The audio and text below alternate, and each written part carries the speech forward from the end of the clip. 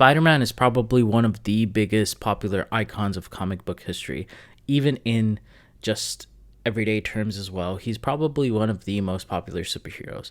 And his origin story, everybody knows. We all know that a radioactive spider bites Peter Parker, and then he ends up becoming Spider-Man and getting all these different superpowers, but also that Uncle Ben dies, basically his father figure in his life.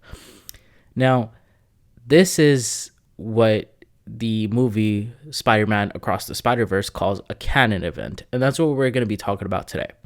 If you haven't already watched that movie, by the way, spoiler alert, I am going to be talking about some of the concepts of that movie and just some of the plot details as well, so that's your warning. So let's get into it.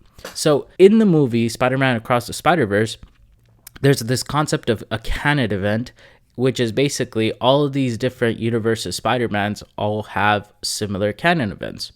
And one of the biggest canon events of all Spider-Man is one of their loved ones dying, basically their equivalent of Uncle Ben. And in every single universe, this is true. Now, in the movie itself, whenever Spider-Man tries to interfere with that canon event, what ends up happening is that that particular universe ends up unraveling and basically ceases to exist. So how exactly does this apply to us? What exactly does a superhero, and trying to save the universe have to do with people like us, just average Joes like us? Well, it has everything to do with it, because we have our canon events as well. We have these traumatic and just very painful experiences that we have to go through that completely create us, shape us, and also mold us into the person that we become. You see, Spider-Man is not really anything without Uncle Ben dying, without his sacrifice, his loss. In different comic books, he sometimes loses Mary Jane, he sometimes loses Gwen Stacy, and we have the exact same thing. Me and you, we might have different canon events, but we have this pain that we go through. We have this trauma that we go through, and we kind of end up on the other end of it very different in certain ways. Like our neural pathways are completely shaped very differently after going through a traumatic experience, and this is scientifically proven as well. Now, while you're watching this video, you're probably thinking about one particular event or maybe several different events that you would qualify as your canon event, that you would call very traumatic or painful, or basically something that shaped you in a very significant manner. And you probably have that thought, or at least I do at times, that, oh man, if I did things differently, there would be a different outcome. What if I had done this instead of this? What if I had done X instead of Y? And that is a very regular occurring thought that we all have, and rightfully so. We're all human beings, right? Nobody wants to feel pain.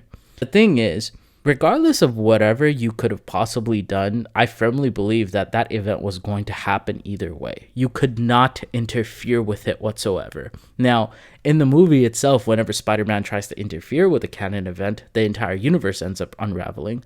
But obviously that doesn't really apply to us because we haven't discovered interdimensional travel, I guess. But it does apply in a very personal manner.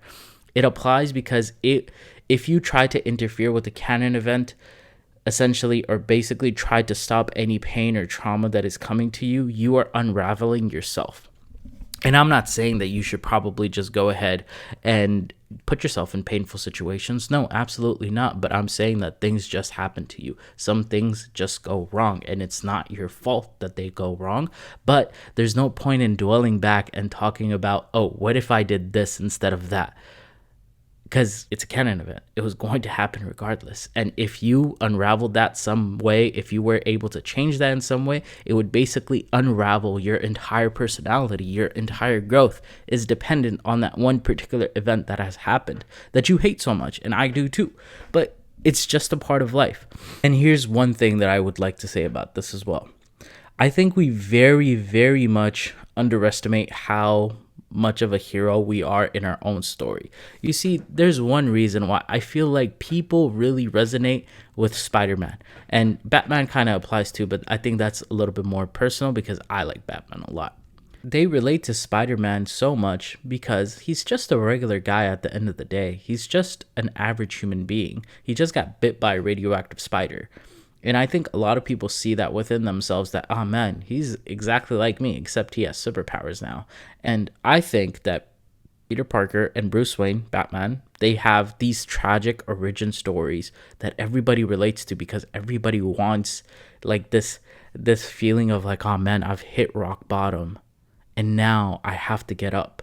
And that's exactly what they have done as superheroes as well. And we tend to subconsciously relate to that, even on a conscious level as well, because we understand what it feels like to be at rock bottom, to lose absolutely everything, or to at least feel like you've lost everything, and try to pick up the pieces and get up and keep on going. And it's very admirable as well. You're no less of a hero in your own story. I want you to take that away as well. So don't worry, man. Shit happens at times. It's your Canon event. There's no amount of worry, no amount of reflection that could have possibly saved you from that pain. There's no amount of asking the question of what if you had done things differently, because I promise you, it happens. It was meant to happen. Just like all the happy moments in your life are meant to happen, the sad moments are too. This was episode number 92 of the Daily Lessons podcast, guys. If you learned anything, if you relate to this video at all, make sure to hit that subscribe button because it means the absolute world to me. And I'll see you guys in the next episode. Bye, guys.